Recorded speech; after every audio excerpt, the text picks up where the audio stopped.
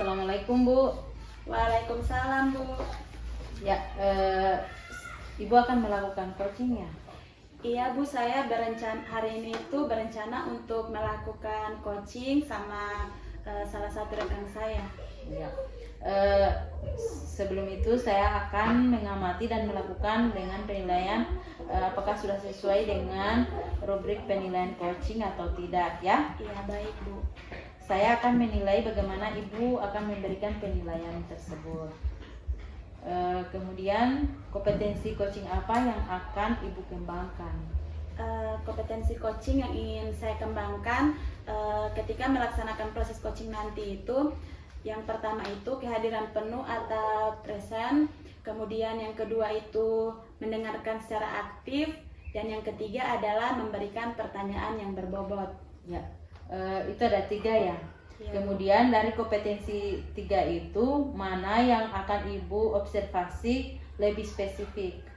Iya, dari 3 kompetensi yang sudah saya sebutkan tadi, kompetensi yang ingin saya kembangkan secara spesifik itu adalah kehadiran penuh. Kenapa saya ingin mengembangkan kompetensi kehadiran penuh ini secara spesifik? Karena saya merasa bahwa ketika saya bisa hadir secara penuh, secara seutuhnya, saya bisa memberikan pertanyaan-pertanyaan yang berbobot dan juga bisa menggali potensi yang ada pada diri coach, seperti itu Bu. Ya. Kemudian apa indikator ketercapaian dari tujuan pengembangan yang Ibu inginkan? Indikator ketercapaiannya Bu, saya itu berharap dengan melaksanakan coaching seperti ini, permasalahan yang dihadapi oleh coach dapat terselesaikan, di mana coach bisa menyelesaikan masalahnya atau paling tidak bisa mendapatkan gambaran lah tentang penyelesaian masalahnya nanti. Seperti itu Bu. Oh seperti itu ya. Semoga kedepannya Ibu bisa menjadi seorang coach yang lebih baik ya. Baik Bu. Nah, terima kasih atas waktunya Bu. Sama-sama Bu.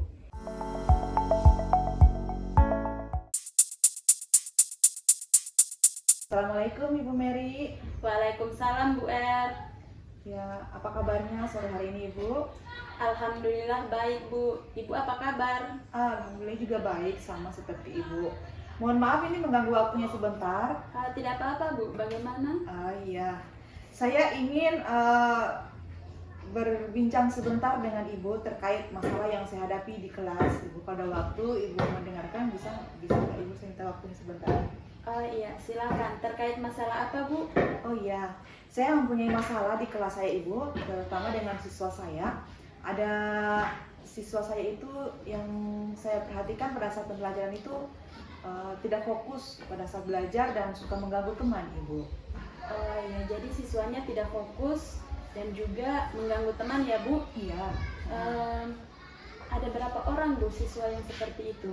Yang saya jumpai siswa seperti itu Ibu ada 2 orang, dan itu menjadi satu pertimbangan dan pemikiran tersendiri buat saya untuk melihat situasi seperti itu, karena dengan adanya mereka itu sedikit mengganggu teman-teman yang lain yang aktif belajar. Oh iya, 2 orang ya Bu, ya wajar lah kalau 2 orang ini, karena ini 2 orang jadi wajar kalau menjadi pemikiran tersendiri bagi Ibu. Mereka ada di kelas yang sama Bu, 2 orang ini? Iya, mereka ada di kelas yang sama, kebetulan itu perwalian saya Ibu di kelas saya. Oh, perwalian di kelas ya Bu. Bagaimana cara mengajar Ibu selama ini? Cara mengajar saya selama ini yang pertama itu ya saya menggunakan, tentunya pada saat awal pembelajaran saya tetap masih menggunakan metode ceramah, dan juga saya selingi dengan melakukan beberapa pembelajaran dengan metode diferensiasi. Terus juga saya juga melakukan beberapa pembelajaran aktif dengan melakukan pembagian kelompok sesuai dengan kemampuan siswa masing-masing. Dan juga itu saya lihat mungkin kendala saya di situ, mungkin saya belum terlalu maksimal melaksanakan semua itu Ibu. Oh iya, jadi Ibu sudah masih menerapkan mode pembelajaran dengan metode ceramah, tapi juga diselingi dengan mode pembelajaran berdiferensiasi ya Bu. ketika menghadapi masalah seperti ini anak-anak yang suka mengganggu teman kemudian tidak fokus, apakah ibu pernah memanggil mereka? Sejauh ini belum ibu, tapi memang itu ada di rencana saya nantinya akan memanggil mereka. Iya. Apakah ibu pernah mengalami hal yang semacam ini sebelumnya? Kebetulan kedua siswa ini baru saya jumpai saat sekarang ini, dan karena memang baru masuk ajaran baru, jadi saya baru dalam proses pengamatan kedua siswa ini. Dan yang saya amati sudah 2 minggu berjalan, memang mereka belum ada perubahan walaupun dengan beberapa metode pembelajaran yang saya berikan. Tapi mungkin ke depan saya bisa harus lebih kreatif lagi dalam melakukan pembelajaran dan lebih meningkatkan lagi valuasi dalam proses belajar nantinya ibu. Iya. Baru saya jumpai ibu di tahun ajaran ini siswa saya tersebut. Jadi sebelumnya ibu tidak pernah menjumpai siswa yang suka mengganggu teman gitu? Belum pernah saya jumpai. Memang ada beberapa, tapi kalau sudah dilakukan pendekatan dalam kelas pun mereka udah sudah bisa tenang lagi. Nah ini berbeda ibu. Walaupun saya udah menegurnya di kelas, udah melakukan perubahan beberapa pembelajaran, praktek metode pembelajaran itu juga masih sama. Memang awalnya mereka tenang diam, tapi seiring berjalannya waktu akan kembali melakukan hal yang sama. Ya, jadi akan kembali melakukan hal yang sama ya. Jika ibu melakukan penilaian nih, misal ibu menilai apa yang telah ibu lakukan di kelas, kira-kira sejauh mana jika diberikan rentang penilaian misal 1 sampai 10 nih, sejauh mana pembelajaran yang ibu lakukan ini bisa bisa membuat anak-anak ini kayak tidak ribut, kemudian bisa fokus, seperti itu. Sejauh ini rentang nilai yang saya berikan mungkin masih di angka 7 ibu, karena memang anak-anak tersebut ini jika sudah diberikan semacam teguran sedikit di kelas itu mereka tenang diam, tapi beriringnya waktu pembelajaran itu lama kelamaan mereka akan kembali seperti semula. Jadi saya mau kasih rating itu baru 7 ibu, belum sempurna lah, dan saya menginginkan itu kalau bisa pada rating minimal atau maksimal 9. Ya. Jadi pada skor 9 itu ibu anggap sebagai rating yang ideal ya, seperti itu ya saya Bu? yang ideal. Ya. Kira-kira apa yang bisa ibu lakukan ke depannya nih untuk mengatasi permasalahan yang ditimbulkan dari 2 anak ini? Yang pertama tentunya yang akan saya lakukan yang tentunya meningkatkan kinerja saya sebagai seorang pendidik dengan memperbaiki cara pembelajaran saya, tetap terus menerapkan pembelajaran yang berdiferensiasi, terus melakukan satu metode pembelajaran yang kreatif, inovatif, dan membuat kelas lebih nyaman. Mungkin pada saat pembelajaran saya harus menyelinginya dengan beberapa permainan atau ice breaking biar anak-anak tersebut tidak terlalu lelah atau tidak terlalu bosan dalam mendengar pembelajaran.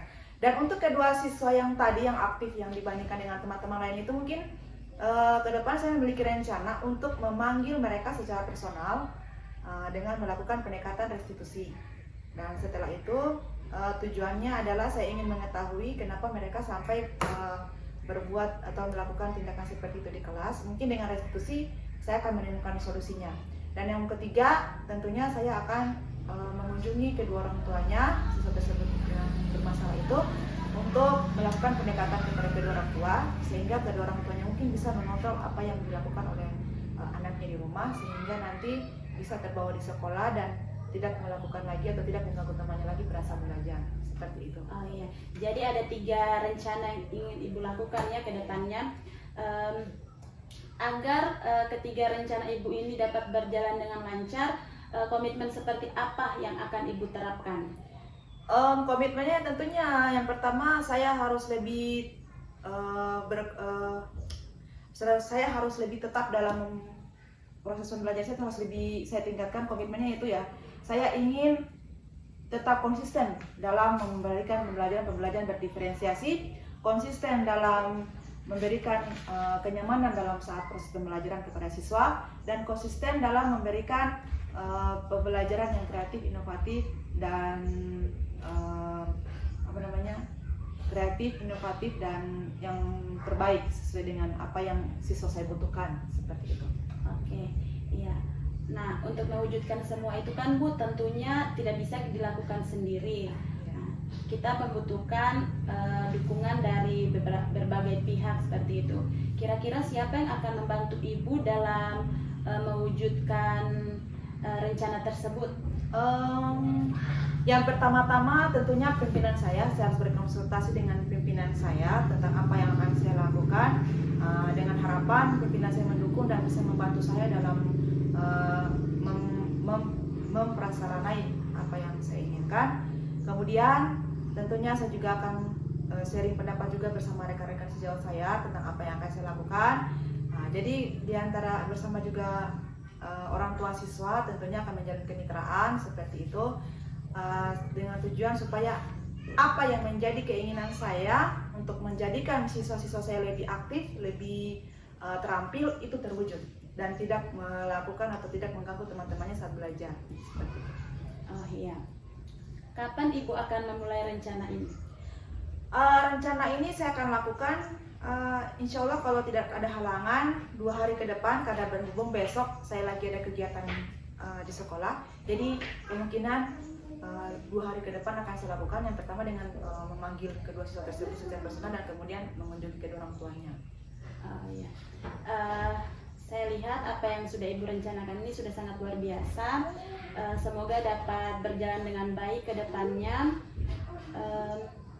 Pertanyaan yang terakhir Bu, apa yang Ibu rasakan ketika sudah melakukan atau berbagi cerita seperti ini? Baik Ibu, terima kasih ya. Sebelumnya saya mengucapkan terima kasih atas kesediaan waktu Ibu, udah mau menyempatkan waktunya bersama saya untuk mendengarkan apa yang menjadi permasalahan saya.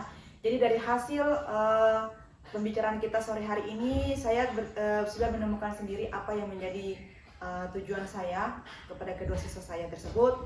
Saya bisa lebih tahu dan lebih paham apa yang akan saya lakukan, dan saya juga lebih tahu dan lebih paham apa yang nantinya akan dampak nantinya yang dari apa yang akan saya lakukan kepada siswa saya. Jadi saya banyak menemukan solusi-solusi dari permasalahan saya ini kepada kedua siswa saya tersebut, seperti itu Ibu. Dan tentunya dengan bantuan Ibu, terima kasih atas pertanyaan-pertanyaan yang mendukungnya tersebut, sehingga saya bisa lebih menggali apa yang tidak saya ketahui, langsung saya ketahui sendirinya, dan saya menemukan solusi tersebut. Semoga rencana aksi yang Ibu sudah rencanakan ini dapat berjalan dengan baik, kemudian terlaksana lebih cepat atau secepatnya lah, dan hasilnya sesuai dengan apa yang Ibu harapkan. Saya kira sekian dulu ya Bu proses coaching kita hari ini. Jangan bosan-bosan untuk selalu bercerita. Sampai bertemu di coaching-coaching berikutnya. Oke, terima kasih Ibu. Terima kasih juga waktunya udah memberikan waktu luang kepada saya. Terima kasih ya Ibu ya.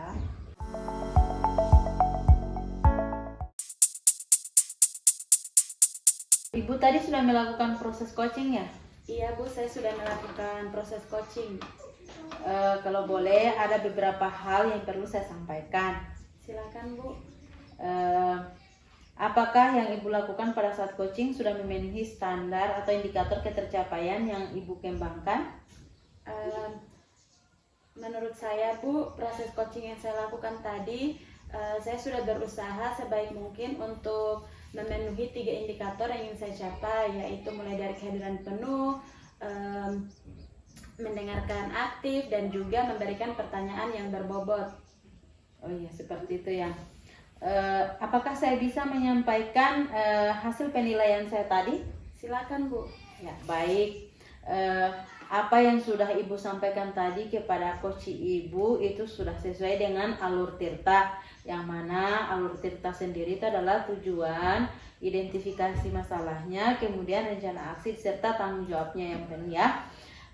Baiklah, tadi juga hanya yang perlu dikembangkan lagi adalah bagaimana Ibu bisa memberikan keleluasaan kepada coaching untuk bisa mengeksplorasi lagi potensi dari guru tersebut. Baik Bu. Ya.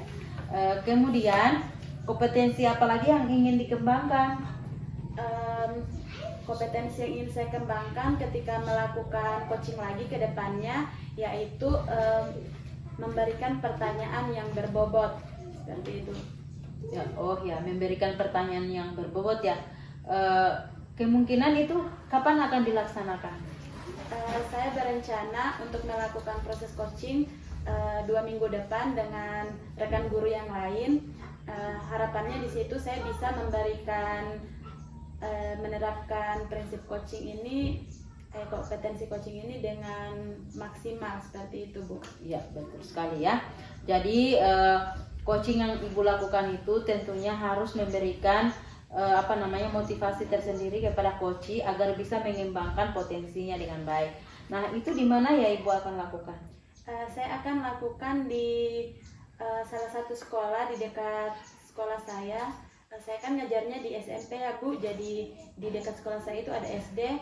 Yang akan saya coaching itu adalah guru di SD itu. Oh ya, selamat ya, semoga sukses ke depannya dalam memberikan coaching. Ya. Oke.